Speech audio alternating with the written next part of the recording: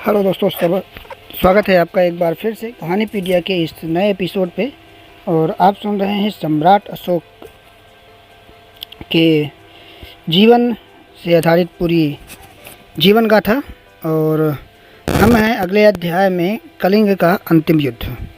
जैसा कि पिछले अध्याय में आप लोगों ने सुना और देखा कि कई बार प्रयास करने पर भी कलिंग पर विजय नहीं प्राप्त कर पा रहे थे सम्राट अशोक। तो कैसे कलिंग को जीता, इसके बारे में पूरी जानकारी इस एपिसोड पर मिलेगा। तो शुरू करते हैं। तब तक आप चैनल को सब्सक्राइब कीजिए और लाइक कीजिए, लोगों तक शेयर कीजिए, ताकि और भी ज़्यादा से ज़्यादा लोगों को जानकारी हो सके पूरे सम्राट अशोक के जीवन से जुड़ी हुई। तो गोदावरी नदी से लेकर महानदी तक का प्रदेश बुद्ध काल में भी कलिंग कहा जाता था। उस समय वर्तमान उड़ीसा का उत्तरी भाग उत्कल, दक्षिण भाग कलिंग कहलाता था। जातक कथाओं में कलिंग राज्य की राजधानी दंतपुर का उल्लेख आया है। यह बहुत प्राचीन नगर था। यहाँ भगवान बुद्ध की दांत पर स्तूप का निर्माण हुआ है। प्राचीन कलिंग राज्य की राजधानी दंतपुर की पहचान वर्तमान जगन्नाथपुरी से सिद्ध हो चुकी है। अशोक के समय कलिंग धन धान्य से संपन्न स्वतंत्र राज्य था। अशोक के लिए एक चुनौती थी।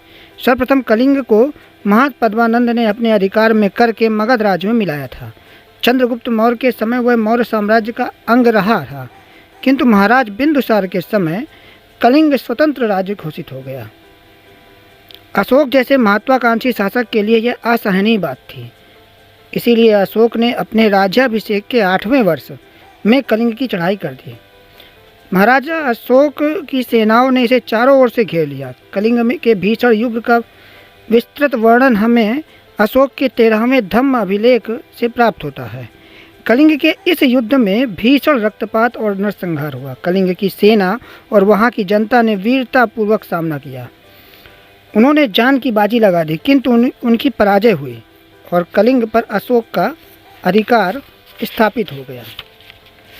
कलिंग के दुर्ग पर अशोक की विजय पताका फहरा उठी।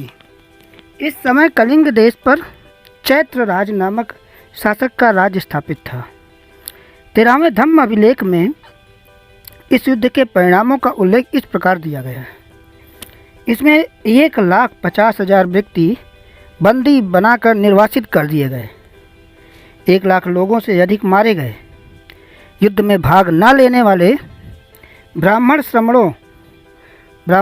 श्रमणों और गृहपतियों को अपने संबंधियों के मारे जाने से महान कष्ट हुआ। सम्राट ने इस भारी नरसंहार को स्वयं अपनी आंखों से देखा था। इस प्रकार स्वतंत्र कलिंग राज्य का अंत हो गया और अब वह मगध साम्राज्य का एक प्रदेश बना दिया गया। बड़ा प्रदेश होने के कारण कलिंग में 2 प्रशासनिक केंद्र बनाए गए। उत्तरी केंद्र की राजधानी तोसाली और दक्षिण केंद्र की राजधानी जौगढ़ बनाई गई। अब मौर्य साम्राज्य की पूर्वी सीमा बंगाल की खाड़ी तक पहुंच गई। इसके बाद कलिंग ने फिर कभी स्वतंत्र होने की चेष्टा नहीं की, किंतु कलिंग के युद्ध की हृदय विदारक हिंसा और नरसंहार की घटना का अशोक का हृदय पर गहरा प्रभाव पड़ा। यह युद्ध अशोक का अंतिम युद्ध सिद्ध हुआ। इसके बाद मौर्यों के राज्य विस्तार का सिलसिला समाप्त हो गया। अशोक के जीवन में एक नए दौर का सूत्रपात हुआ। यह दौर था शांति, सामाजिक प्रगति और धर्म प्रचार का। यहाँ से सैन्य विजय के युग का अंत हुआ और धम्म विजय का युग प्रारंभ हुआ। इसके बाद अशोक के हृदय में महान कल्याणकारी परिवर्तन शुरू हुए और उनका हृदय मानवता के प्रति दया एवं करुणा की भावना से लबालब हो गया। उन्होंने युद्ध न करने की प्रतिज्ञा की। यह विश्व इतिहास की एक बेजोड़ घटना है। इसके उपरांत वह बहुजन हिताय, बहुजन सुखाय और जन कल्याण के मार्ग पर अनुगामी बन गया। उसकी यह धर्मनिष्ठा उसके अभिलेखों और स्तूपों के रूप में प्रकट हुई। उनकी क्रूरता और निर्दयता का अंत हो गया और वे अब देवताओं और मनुष्यों के प्रिय बन गए। अतः अब वे अशोक के स्थान पर अशोक महान कहलाने लगे। एक सम्राट अशोक अपने महामंत्री राधागुप्त से बातचीत कर रहे थे। उनकी बातें कलिंग के युद्ध के संबंध में चल रही थी। इतने में एक सैनिक ने जाकर कहा, सम्राट महान आश्चर्य हो रहा है कि खौलते तेल में डाल देने पर भी वह भिक्खु मरता नहीं। गर्म तेल उसके शरीर को कोई हानि नहीं पहुंचा रहा। सैनिक की बातें सुनकर सम्राट अशोक ने दांतों तले उंगली दबा ली।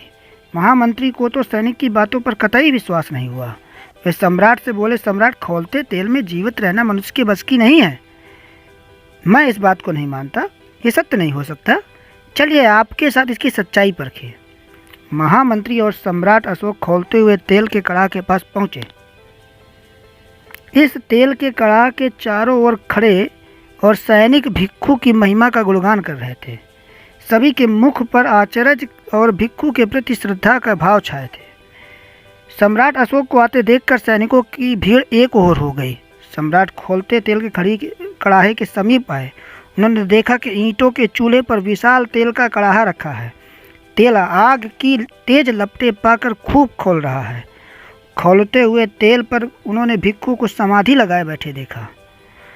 उनकी आंखें बंद थी और मुख से नमो बुद्धाय की आवाज़ आ रही थी। खौलता हुआ तेल और आग की भयानक लपटें भिक्खु के शरीर को तनिक भी छू नहीं रही थी। सम्राट अशोक ये टकटकी लगाए काफ़ी देर तक देखते रहे। एकाएक उनके मन में भिक्खु के प्रति श्रद्धा पैदा हो गई। उन्होंने तुरंत ही आज्ञा दी और आग को बुझा दी। आज्ञा पाते ही आग बुझा दी गई। अशोक तुरंत ही तेल के कड़ाहे के निकट पहुंचकर बोले, भिक्खुवर, क्षमा करो, मैं तुम्हारे साथ अत्याचार कर बैठा। और इतना कहकर सम्राट अशोक भिक्खु के सामने नतमस्तक हो गए। भिक्खु ने जब आंखें खोली तो उन्होंने सम्राट अशोक को सिर झुकाए खड़े देखा। वो मुस्कुरा कर बोले, सम्राट, तुमको अपनी शक्ति पर बहुत विश्वास था, पर आज तुम्हारी शक्ति की हार हुई। तुम अपनी शक्ति के आगे संसार की शक्ति को तुच्छ समझते हो। यह तुम्हारी भूल है। तुम अपनी इस शक्ति के द्वारा साम्राज्य का विस्तार करना चाहते हो। सो अनहोनी बात है। याद रखो, सम्राट, कभी भी तुम तलवार के बल पर मनुष्य के हृदय को नहीं जीत सकते। हिंसा सबसे बड़ा पाप है। हिंसा से हिंसा ही पैदा होती है। इससे मानव का नाश होता है, कल्याण नहीं। सम्राट, यदि तुम अपने साम्राज्य को बढ़ाना चाहते हो तो हिंसा का सहारा न लो। मनुष्यों की मत सताओ। किसी को ना सताना ही अहिंसा है। प्रेम और दया से मनुष्यों के हृदयों को जीतो।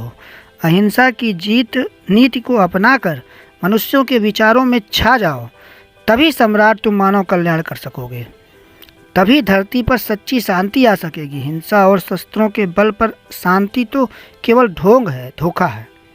सम्राट अशोक को भिक्खु की सभी बातें अटपटी लगी। वे कुछ समझ ना सके, अतः बोले, भिक्खुवर, मैं एक ऐसे विशाल साम्राज्य का निर्माण करना चाहता हूँ जिसमें रहने वाले सभी व्यक्ति प्रसन्न हों। सभी व्यक्ति एक दूसरे के विचार समझ सकें।